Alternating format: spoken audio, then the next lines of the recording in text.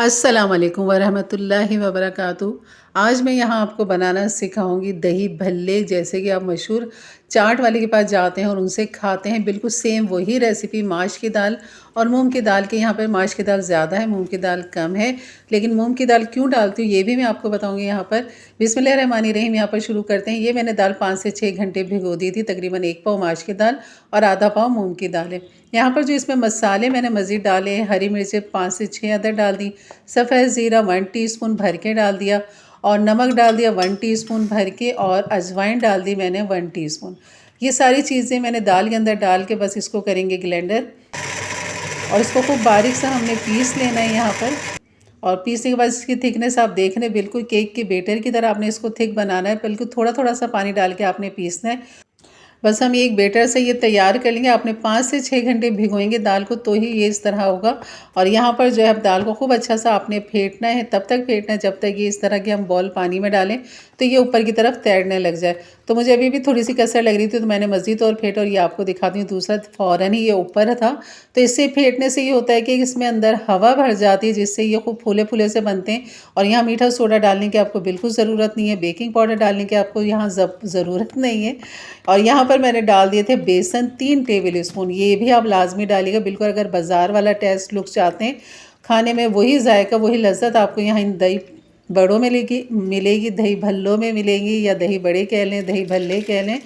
और यहाँ पर माश की दाल के दही बड़े और दही भल्ले हैं ये। और मूंग की दाल इसलिए डालते हैं थोड़ा सा जायका फ्लेवर अच्छा आ जाता है, और बेसन से एक इसके अंदर वही बाज़ारी एक जायका आ जाता है दही भल्लों के अंदर।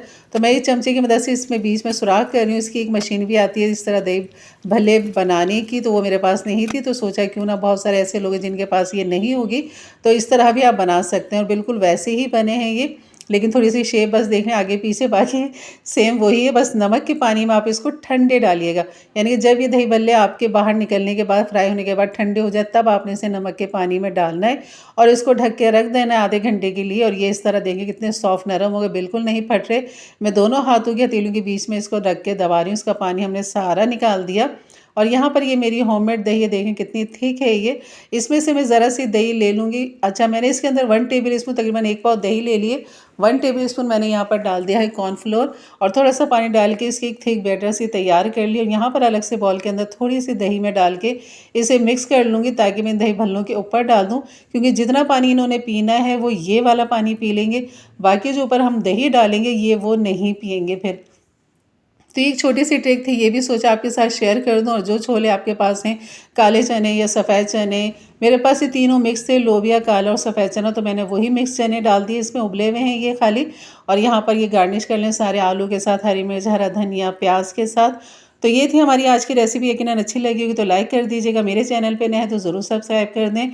और ये हरी चटनी जो है मैं आपको बनाना सिखा चुकी हूँ, और ये खट्टी मीठी चटनी भी आपको बनाना सिखा चुकी हूँ।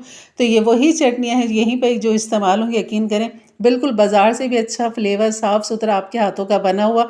अपने घर वालों के लिए बनाइए, अपने दस्तरखान की जीनत बनाइए, और रोज़ेदारों को खुश कर दीजिए। और आप कहेंगे इंशाल्लाह, आपको भी यकीन नहीं आएगा कि वाकई ये आपने बनाए हैं दही भल्ले। बिल्कुल गुठली नहीं पड़ेगी। अगर आपने बिल्कुल सेम मेरी रेसिपी की तरह अगर बनाए होंगे तो बिल्कुल गुठली नहीं पड़ेगी, और बहुत अच्छे बनेंगे। इजाज़त दी, इंशाल्लाह मिलते हैं फिर एक अच्छी नई रेसिपी है। तब तक के लिए अल्लाह हाफ़िज़।